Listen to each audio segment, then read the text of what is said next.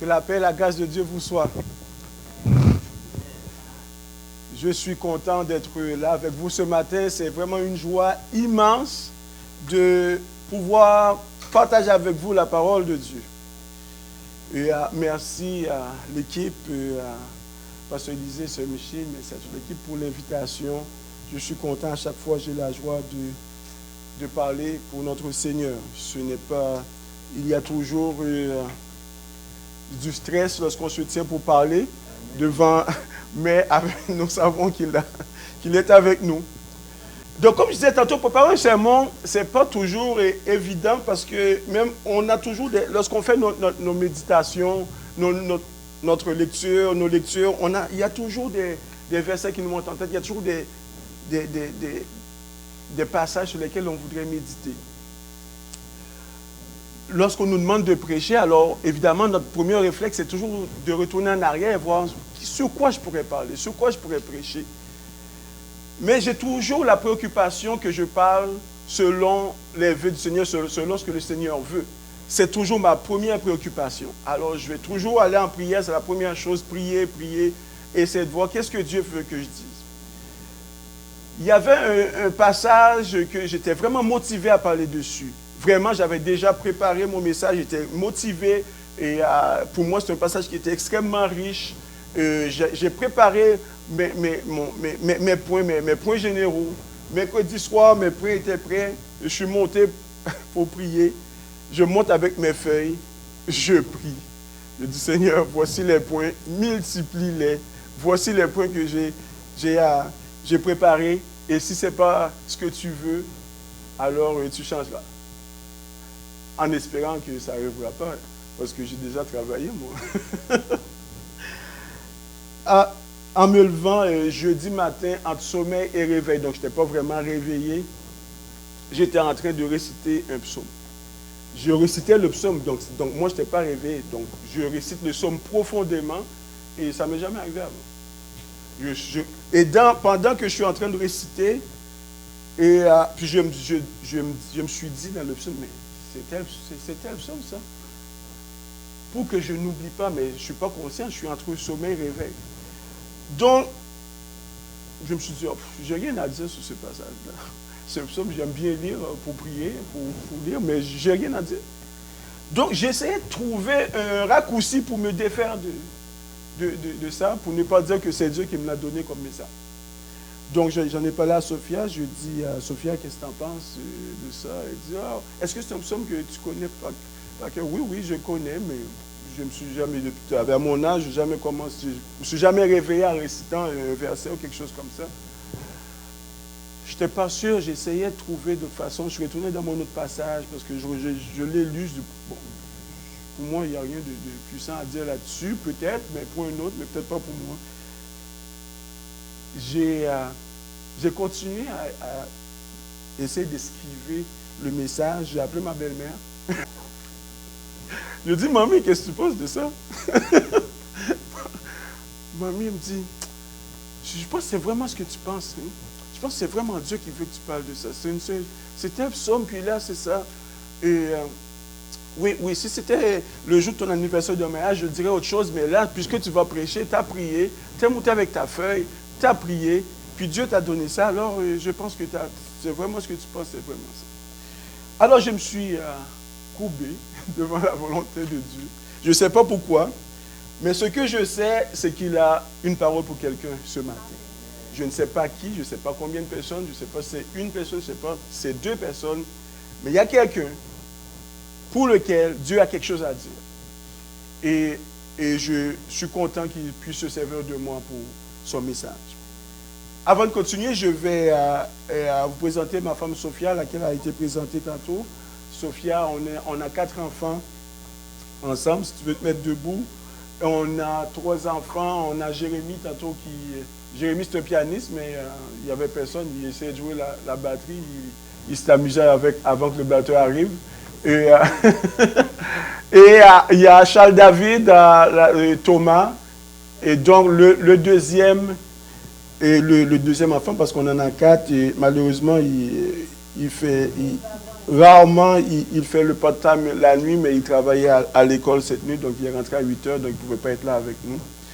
Donc aussi, je remercie ma belle-sœur Rebecca, mon beau-frère qui habite d'être là avec nous, avec les enfants. Que Dieu vous bénisse grandement. Merci de nous accompagner. Donc ce matin, je suis venu vous parler d'un homme qui a vécu des moments terribles. Un homme où il pensait même il laissait sa vie. Et il a vécu des sentiments que peut-être plusieurs d'entre nous avons déjà vécu. Il était en détresse. Il a eu de la peine. C'est quelqu'un qui a eu des douleurs. À un moment donné, il avait des idées noires. Il avait des sentiments négatifs. Alors, mais ce qu'il disait, c'est que même dans tout cela, j'ai confiance. Alors qu'il y en a qui disaient que non, je ne pense pas que Dieu va faire quelque chose pour toi. Il disait non, j'ai confiance. Donc, c'est un homme qui a passé au travers de toutes sortes d'émotions. Peut-être nous avons vécu ces émotions-là aussi. Des fois, on se sent abandonné, on se sent seul, on sent que Dieu n'est pas avec nous, on sent tout, on sent juste qu'on vit, mais on ne vit pas. Alors, après avoir passé à travers toutes ces gammes d'émotions, où il se sentait même trahi, il a écrit ce psaume. Il a écrit le psaume, malheureusement, qui n'est pas... On n'a pas nommé l'auteur, mais on a peut-être une petite idée de qui est l'auteur. On a peut-être une petite idée. Alors, si vous voulez tourner avec moi au psaume 116, c'est un psaume d'action de grâce. C'est un psaume où ce que l'auteur, après avoir passé tout ces calamités, décide de dire, oui, mais qu'est-ce que je vais faire? Qu'est-ce que je vais faire pour mon Dieu? Alors, lisons ensemble le psaume. Je vais lire pour vous, en fait, le psaume 116. Je préfère que je ne sais pas si vous avez votre Bible, mais au moins vous allez entendre les paroles. Il commence ainsi. Puis, j'aime la façon qu'il commence ce psaume-là. J'aime cette façon-là. C'est comme... Là, il commence d'une façon que je trouve un peu... Il me dit, oui, je suis satisfait, je suis comblé. Je suis comblé, j'aime ça. Je vais vous expliquer pourquoi que je dis ça. Il commence le psaume par « J'aime l'Éternel ». J'aime l'Éternel quand il entend ma voix, mes supplications, quand il a penché son oreille vers moi et je l'invoquerai toute ma vie. Les liens de la mort m'avaient environné et les angoisses du sépulcre m'avaient saisi. J'étais en proie à la détresse et à la douleur, mais j'évoquais le nom de l'Éternel. Ô Éternel, sauve mon âme. Éternel, l'Éternel est miséricordieux et juste. Notre Dieu est plein de compassion. L'Éternel garde les simples. J'étais malheureux et il m'a sauvé. Mon âme, retourne à ton repos, car l'Éternel t'a fait du bien.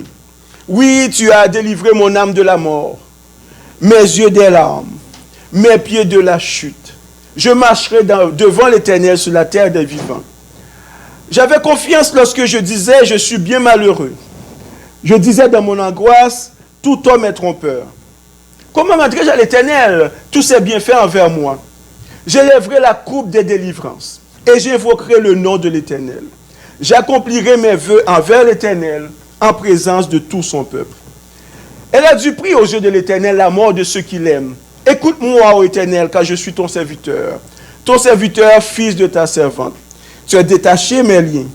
Je t'offrirai un sacrifice d'action de grâce. Je t'évoquerai le nom, et j'évoquerai le nom de l'Éternel. J'accomplirai mes vœux envers l'Éternel en présence de tout son peuple. Dans les parvis de la maison de l'Éternel, au milieu de toi, Jérusalem, louez l'Éternel. Pouvez-vous dire avec moi, louez l'Éternel. Louez l'Éternel. Louez l'Éternel. Amen. Même si je ne parlerai pas de tous les versets du psaume, parce qu'à un moment donné, dans son contentement, il se répète. Mais je voulais quand même que vous ayez quand même toute l'image du psaume et tous les versets. Je ne sais pas dans quelle situation vous êtes aujourd'hui, dans quel état d'esprit vous êtes venu ce matin. Mais je suis venu vous dire de vous préparer à élever la coupe des délivrances. C'est ce que je suis venu vous dire ce soir. Préparez-vous à élever la coupe des délivrances. Je ne sais pas pourquoi. C'est vous qui savez. Le Seigneur vous montrera pourquoi. Tout ce qu'il me dit, préparez-vous à élever la coupe des délivrances. Ça fait peut-être que longtemps que tu attends après Dieu pour quelque chose. Ça fait peut-être longtemps que tu es dans une situation où ce que tu te dis, est-ce que le Seigneur m'entend? Est-ce qu'il sait que j'existe? Il me semble que j'ai aucun son au bout de la ligne. Qu'est-ce qui se passe? Ça fait peut-être longtemps que tu attends après une solution, tu attends après une guérison, tu attends après quelque chose. Je ne sais trop quoi. Mais c'est le temps de vous préparer à élever la coupe des délivrances. Premier point que j'aimerais traiter avec vous ce matin, ça commence avec, comme il commence, je veux vous dire ce matin que l'Éternel t'entend. Dieu t'entend. Pourquoi je disais tantôt que j'aimais la façon qu'il disait j'aime l'Éternel. Vous savez, lorsque c'est après, en fait, il commence le psaume puis il nous raconte l'histoire après. Il commence en vous disant son contentement, sa joie, puis il vous raconte par où ce qu'il est passé, par la suite, il commence. Donc, après tout ce qu'il a vécu, ce n'était pas ses premiers déboires, j'imagine. Et pourquoi je dis ça? C'est un psaume que les auteurs, juste avant de continuer, rattachent un peu. Ils disent, il n'y a pas de nom, mais on pense que c'est sûrement David. Et lorsqu'on regarde les paroles, on compare avec d'autres psaumes, le psaume 34, on compare avec le psaume 103 et plusieurs autres. C'est plusieurs paroles. Puis David, c'est un gars un petit peu expressif. Il est près de ses émotions. Il aime ça dire qu'il aime. Puis on dit qu'il a toujours des petites angoisses. Il a toujours des petits problèmes, David. Puis on trouve ça pas mal dans ces psaumes. Puis c'est la seule personne souvent qui va dire j'aime l'Éternel. Puis j'aime ça avec David. J'aime les psaumes de David. Quand tu lis les psaumes de David, tu aimes les psaumes de David. Il commence, j'aime l'Éternel. Tu sais, quand tu as fini des fois de manger un bon repas, puis là, tu es vraiment content, tu dis, ah oui, il était vraiment bon ce repas. Donc, tu es satisfait. Tu viens de regarder un bon spectacle ou un bon film, tu dis, ouais, je pense qu'il était vraiment bon le spectacle. Qu'est-ce que tu en penses? Il était vraiment bon ce spectacle-là. Tu es content, tu es satisfait. C'est à ça que ça m'a fait penser lorsqu'il arrive, il dit, j'aime l'Éternel. J'aime l'Éternel. Il est vraiment bon pour moi. Il regarde tout ce qu'il a fait. J'aime l'Éternel. Il commence le psaume. J'aime l'Éternel. Je ne sais pas si vous... je ne sais pas. Si vous aimez Dieu, vous allez dire oui. Mais si je vous demande pourquoi, avez-vous des raisons pour lesquelles vous aimez Dieu? Êtes-vous capable d'énumérer pourquoi vous aimez Dieu? L'auteur a été capable de le faire. On va le regarder ensemble. C'est comme lorsque on arrive dans une entrevue. Je ne sais pas si vous avez déjà passé des entrevues. L'intervieweur vous demande vos qualités. Vous nommez vos qualités. Vous pouvez en nommer 18 d'un coup. Je suis ci, je suis ça, je suis ci. Puis là, après, l'intervieweur vous dit, est-ce que vous avez des défauts? Oui, j'ai des défauts, mais encore, pouvez-vous m'en donner des exemples? Là, tu commences à patiner. Tu ne trouves pas vraiment tes défauts. On dirait que les défauts que tu veux nommer, c'est des défauts qui ne sont pas vraiment des défauts, c'est comme des défauts qualité, parce que tu veux pas que ça paraisse mal. Tu ne sais pas pourquoi. C'est la même chose, des fois, on te demande, t'aimes l'Éternel, mais pourquoi t'aimes l'Éternel? Est-ce que pour aimer l'Éternel, c'est bien, mais c'est quoi ton expérience? Est-ce que tu peux m'en nommer? Tu fais pas comme les défauts qu'on te demande dans une entrevue, tu n'es pas capable de les trouver. Tu sais que tu as des défauts, mais tu ne les trouves pas. Tu essaies de trouver, tu dis des choses générales, comme oui, il est bon, l'Éternel, oui, mais il est bon pour qui? Est-ce qu'il est bon vraiment pour toi ou il est bon ou tu l'as entendu dire? Alors, il commence avec ça, quand il dit j'aime l'Éternel. Pourquoi? Il le dit tout de suite pourquoi il aime l'Éternel. Car il entend ma voix, mes supplications car il a penché son oreille vers moi. C'est clair, il n'y a pas d'ambiguïté. J'aime l'Éternel car il entend ma voix. Lorsque j'ai crié à lui, il m'a répondu. Lorsque j'ai crié à lui, il était là. Il était là. As-tu des fois l'impression que Dieu ne t'écoute pas du tout? Moi, ça m'est souvent, quelquefois arrivé, même pour dire souvent, ça m'est souvent arrivé personnellement où j'étais dans des situations, j'avais besoin d'entendre la voix. J'avais besoin de savoir au moins qui m'écoute. Je n'avais pas besoin d'avoir la réponse tout de suite. La réponse pouvait attendre, parce que je sais s'il m'entend, il va répondre. Je voulais juste savoir, oui, mais est-ce qu'il m'entend? Puis, même lorsque des fois je fais des jeûnes, je prie. Des fois j'arrive, je dis, j'ai l'impression qu'il ne m'entend pas. Mais je n'ai pas de signe. Il n'y a rien il y a rien. Et pourtant, je peux vous garantir que Dieu écoute chacune de nos prières. Il écoute chacune de nos prières, il écoute chacune de nos supplications, il écoute chacun de nos cris, il nous écoute. Il ne fait pas juste écouter comme ça, comme n'importe qui écoute, là, tu me parles puis j'écoute. Il ne fait pas comme quand j'écoute ma femme qui me parle, puis elle me dit, est-ce que tu pourrais me regarder au moins? Là, je dis, ben oui, non, je t'écoute, tu peux continuer à parler. Non, non. Il fait une écoute active, il t'écoute vraiment, il penche son oreille, il t'écoute. Je peux te garantir qu'il t'écoute, il penche son oreille vers toi. Pourquoi je suis si persuadé qu'il t'écoute? Parce que la Bible dit. C'est la Bible qui dit, c'est pas moi. C'est pour ça que je suis sûr qu'il t'écoute. Les autres qui sont passés avant nous, nos pères spirituels, nous l'ont dit aussi. Ils nous l'ont dit, écoute, j'ai appelé l'Éternel, il m'a écouté, il m'a répondu. Là, c'est comme si tu dois aller en vacances, puis quelqu'un a déjà été au Mexique à tel hôtel. Tu lui demandes, ou peu importe l'endroit, tu lui demandes son avis. La personne est passée là avant toi.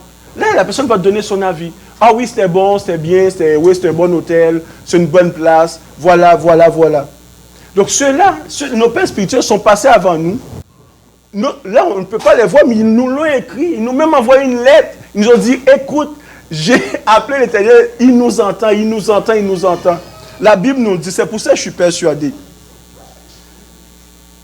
David nous dit dans le psaume 34, verset 7, notre cher David que j'aime beaucoup. Il nous dit dans le psaume 34, quand un malheureux crie, l'Éternel entend. Et il les délivre de toutes ses détresses. Il nous dit, il est passé par là. David, c'est un guerrier. David il s'est battu. David a eu peur plusieurs fois dans sa vie. Il est angoissé. C'est pas pour rien qu'on dit c'est sûrement lui qui l'a écrit. C'est sa personne parce qu'il était toujours pris dans des combats, dans des choses où il ne savait pas quoi faire.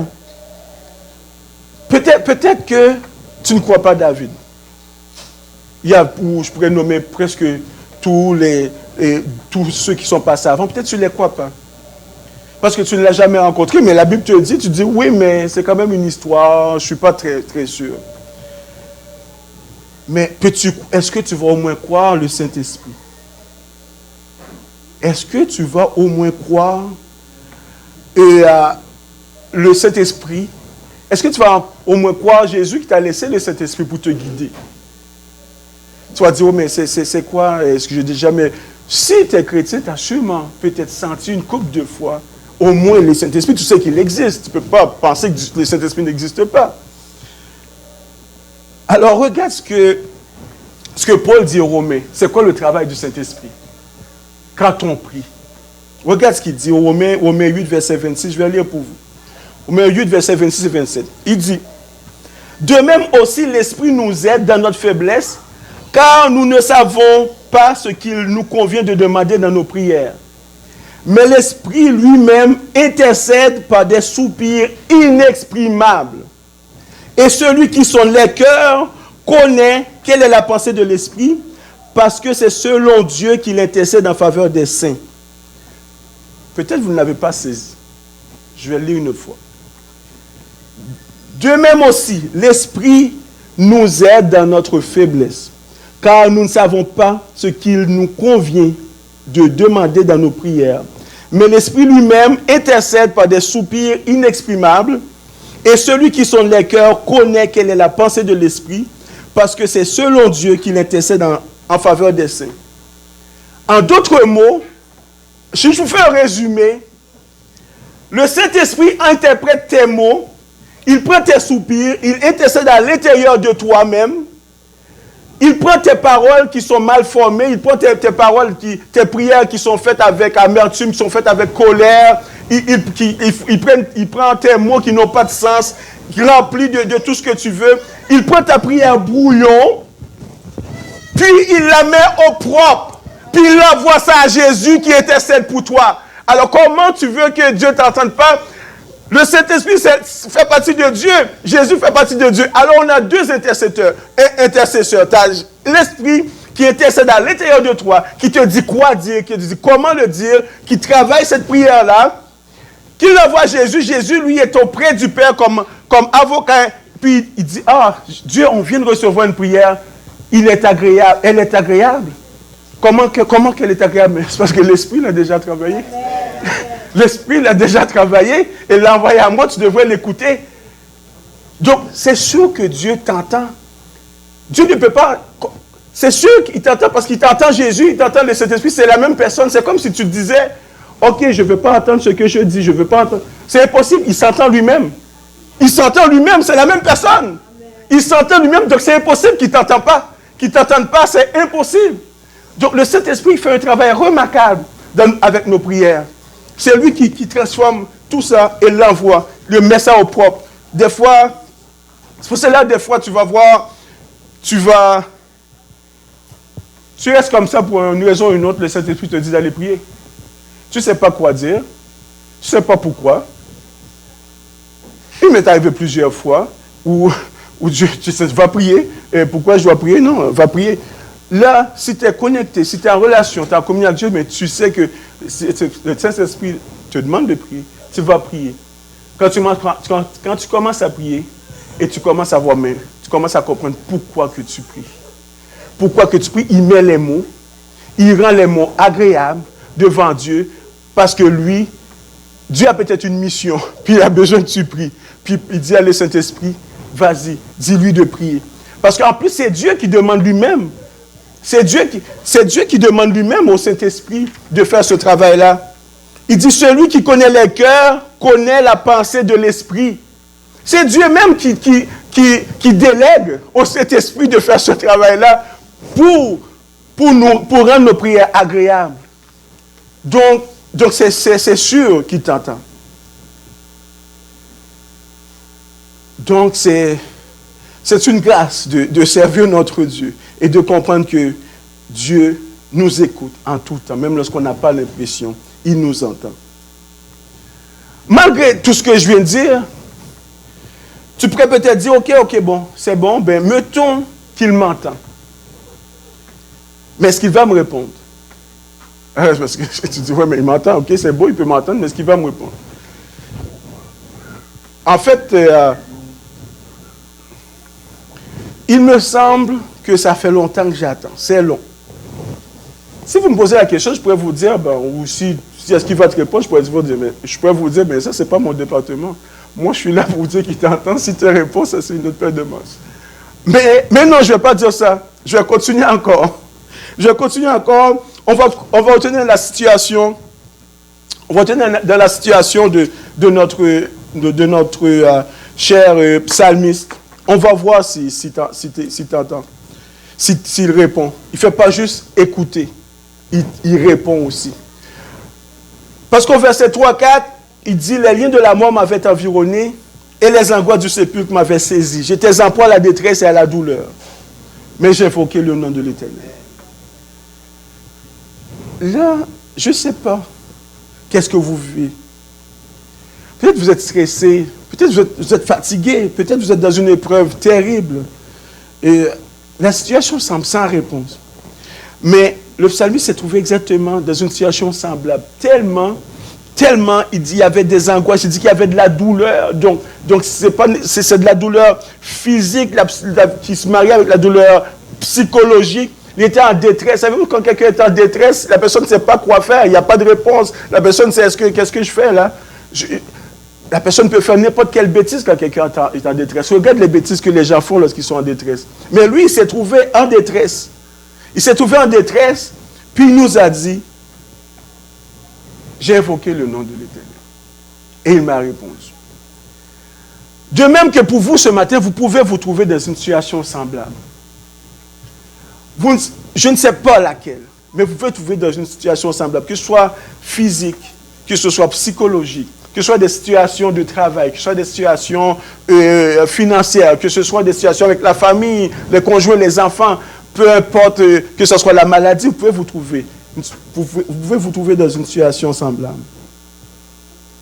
Mais ce que je peux vous dire, c'est que le Seigneur, non seulement t'entend, mais il va te répondre. Il va répondre. Parce qu'on a trop eu d'exemples devant nous. Vous avez eu tellement de témoignages, vous avez entendu. Dieu, non seulement il attend, mais il répond.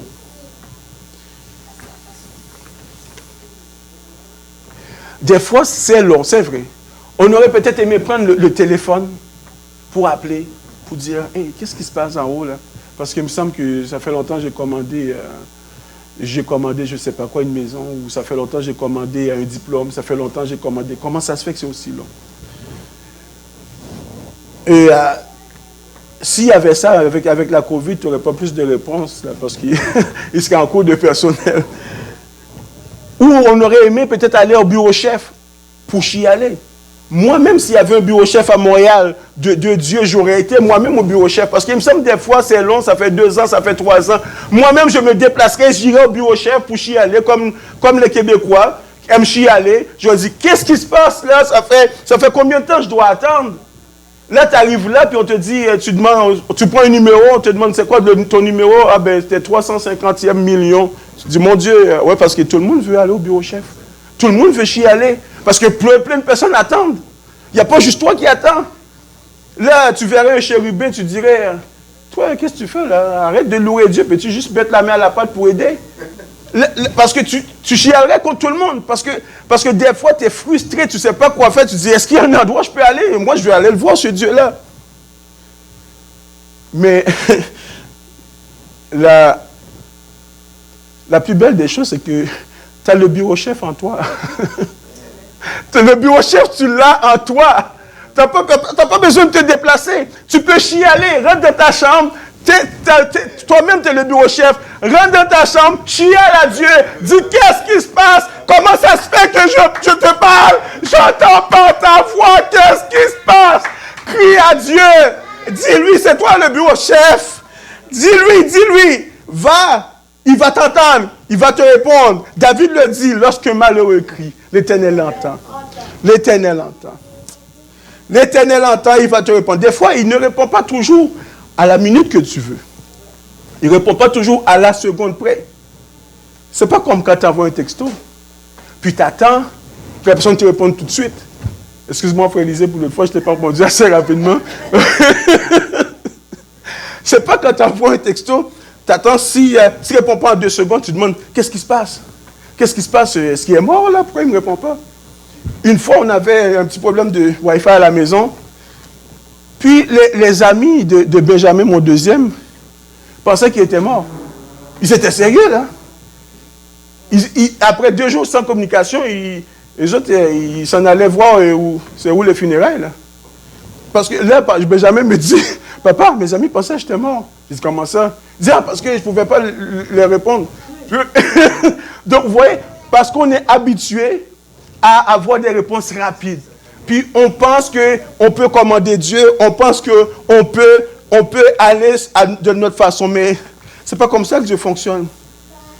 Dieu fait toutes choses en son temps. Ecclésiaste 3, verset 11 nous dit, il répond en son temps. Il répond quand c'est le bon temps. Pas avant, pas après. Si on prend l'exemple de Daniel, c'est pour ça que ça vaut la peine d'attendre. Ça vaut la peine d'attendre.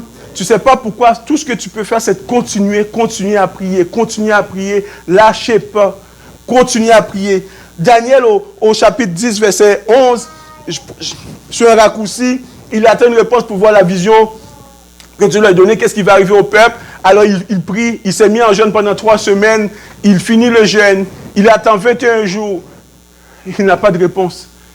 24e jour, l'ange lui apparaît, lui dit, « Hey, depuis que tu as prié, Dieu t'a répondu. Dieu a répondu à ta prière à la minute que tu as prié. » Mais l'ange se battait contre un ange du démon avec la réponse de Daniel. Avec la réponse de Daniel, il se battait, puis c'est Michael qui est venu, notre ange supérieur, qui est venu délivrer cet ange-là pour apporter la réponse à Daniel. Tu ne sais pas quel combat se mène pour toi dans le ciel. Tu ne sais pas quel combat se mène pour toi. On vit dans un monde spirituel. Tu ne sais pas qu'est-ce qui se passe. Continue à prier. Parce que ta prière va faire la différence. Ta prière va déchaîner les démons.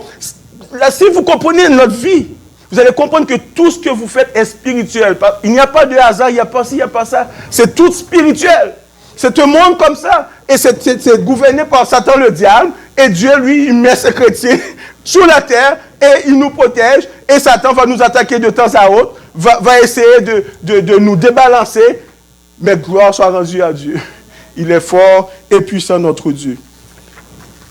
Donc, dans l'épreuve, continuez à persévérer. Invoque le nom de l'Éternel. C'est ce que l'auteur a fait. Il a invoqué le nom.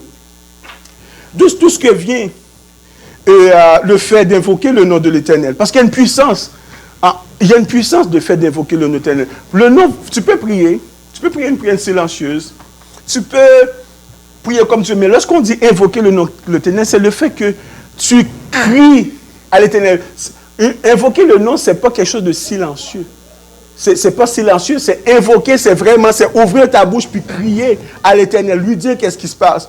Et c'est drôle comment on a commencé à invoquer le nom de l'Éternel. C'est lorsque les hommes se sont rendus compte comment qu'ils étaient frêles, comment qu'ils étaient malades, qu'ils avaient besoin de sauveur, qu'ils avaient besoin de Dieu. Ça a commencé dans Genèse 4, 26, lorsque Seth a eu Enoch qui signifie, vous savez que généralement dans ce temps-là, on donnait les noms des enfants selon, ça voulait dire, il y avait une signification.